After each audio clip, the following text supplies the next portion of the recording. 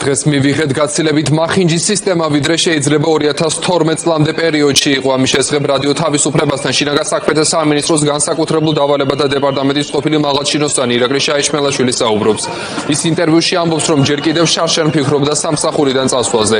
სჯერა, რომ დიდხანს ყოფნა ამერიკაში არ მოუწევს. ბუნებრივია, ჩემი ბოლო გაჩერება საქართველო იქნება, ამბობს ყოფილი ძალოვანი გამოცემასთან ინტერვიუში. ის ასევე მოქმედ ძალოვნებს ამხელს და აცხადებს, რომ პროექტი, რომელიც ევროპის საბჭომ განახორციელა და რომელიც პოლიციის შესახებ და შეკრებისა და მანიფესტაციის შესახებ ორგანული კანონების შესწორების ვალდებულებას მოიცავდა, შინაგან საქმეთა მინისტრის მოადგილემ ალექსანდრე დარახველიძემ ჩააგდო. ირაკლი შაიშმელაშვილმა სამსახური დეკემბრის დასაწყისში დატოვა და ამერიკაში ოჯახთან ერთად გაემგზავრა. მან თქვა, რომ გადაწყვეტილება ქვეყანაში მიმდინარე მოვლენების გამო მიიღო. ერთ-ერთ ინტერვიუში არ გამორიცხა, რომ აქციების დარბების ბრძანებებს თავად ბიძინა ივანიშვილი გასცემდეს. მისივე მტკიცებით, ივანიშვილს და ზვიად ხარაზიშვილს მჭიდრო კავშირები აქვთ.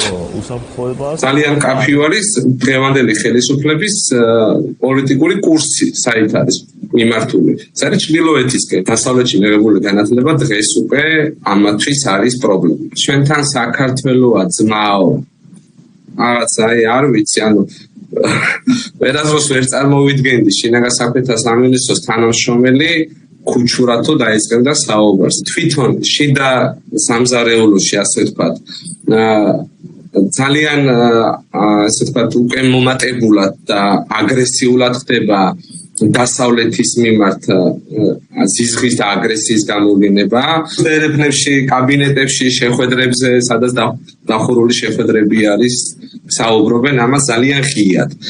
დასავლეთის მიმართ აგრესია. მაგისთვის არის ყველაზე მეტი დრო გამოყოფილი, ვიდრე დაუშვათ ბიუჯეტი დაგეგმონ, ვიდრე სპეცოპერაციები დაგეგმონ, ვიდრე რაღაცები განიხილონ, ვიდრე ქვეყანის განვითარებაზე იზრუნონ, ვიდრე სისტემის გაუმჯობესებაზე იზრუნონ, ამის გარდა მხოლოდ ამას აკეთებენ. ევროკავშირი და ნატო რა არის?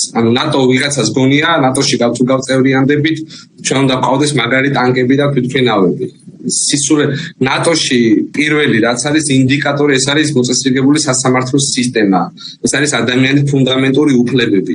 ისევე ევროკავშირიც, რატომ არ შეასრულეს ეს ვალდებულება? საზოგადოებას რატომ წამლავენ LGBT პროპაგანდის დეზინფორმაციით? რატო არ იძახიან, რომ ევროკავშირი გვეუბნება გქონდეს ისეთი საკანონმდებლო სივრცე, სადაც ადამიანის ფუნდამენტური უფლებები და ღირებულებები იქნება დაცული?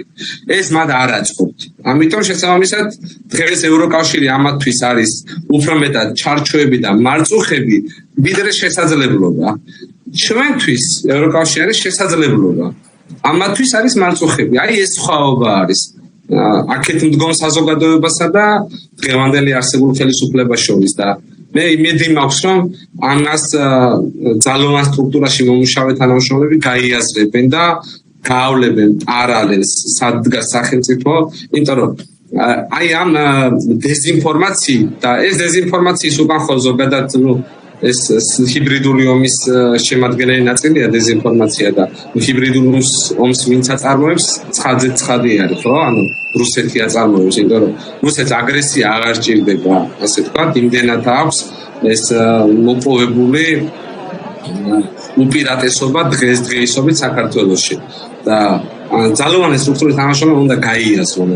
ჩვენ უკვე ევროპულ მომავალს კი არ ვკარგავთ, ჩვენ სამშობლოს დავკარგავთ ცოტა ხანში თუ ესე გაგრძელდა.